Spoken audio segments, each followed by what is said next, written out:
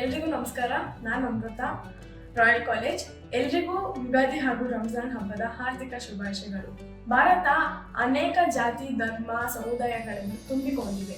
ಈ ವರ್ಷ ರಂಜಾನ್ ಹಾಗೂ ಯುಗಾದಿ ಹಬ್ಬ ಒಟ್ಟಾಗಿ ಬಂದಿವೆ. ಇದರ ಮೂಲಕ ಸಂದೇಶ ನಾವು ಹಿಂದೂ ಹಾಗೂ ಮುಸ್ಲಿಂ ಅವರು ಒಟ್ಟಾಗಿ ಚೆನ್ನಾಗಿರಬೇಕೆಂದು ಕೇಳುತ್ತೇನೆ. ನನ್ನ ಇಬ್ಬರು ರಾಯಲ್ ಕಾಲೇಜಿನ ಸ್ನೇಹಿತರು ಇದರ ಮೂಲಕ ಸಂದೇಶವನ್ನು ಸಾರುತ್ತಾರೆ.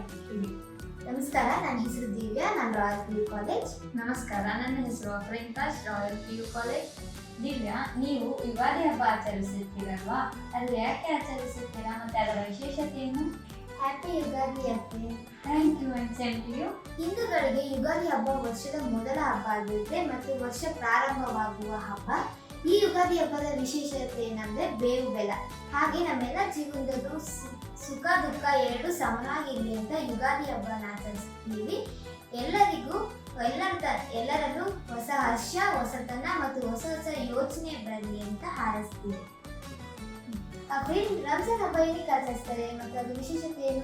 ರಂಜಾನ್ ಹಬ್ಬದ ತಿಂಗಳು ನಮಗೆ ಪವಿತ್ರ ತಿಂಗಳು ಹಾಗೂ ನಾವು ಈ ರಂಜಾನ್ ಹಬ್ಬದ ತಿಂಗಳಿಗಾಗಿ ಉತ್ಸಾಹದಿಂದ ಕಾಯುತ್ತೇವೆ. ಈ ರಂಜಾನ್ ಹಬ್ಬದ ತಿಂಗಳಲ್ಲಿ ನಾವೆಲ್ಲರೂ ಒಟ್ಟಿಗೆ ಒಗ್ಗಟ್ಟಿನಿಂದ ಸುಖ ಸಂತೋಷಗಳನ್ನು ಹಂಚಿಕೊಳ್ಳುತ್ತೇವೆ. ಹಾಗೂ ಈ ತಿಂಗಳಿನಲ್ಲಿ ನಾವು ಎಲ್ಲರೂ ಬಡವರಿಗೆ ನಮ್ಮ ಕೈಯಲಾದಷ್ಟು ಸಹಾಯ ಮಾಡುತ್ತೇವೆ. ಹಾಗೂ ಈ ತಿಂಗಳಿನಲ್ಲಿ ನಾವು ಉಪವಾಸವೂ ಇರುತ್ತೇವೆ.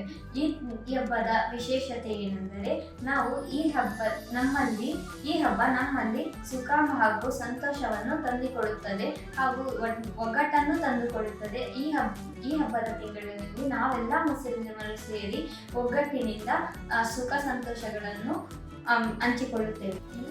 ನಮ್ಮ ರಾಯಲ್ PU ಕಾಲೇಜ್ ಕಡೆಯಿಂದ ಯುಗಾದಿ ಹಾಗೂ ರಂಜಾನ್ ಹಬ್ಬದ ಹಾರ್ದಿಕ ಶುಭಾಶಯಗಳು.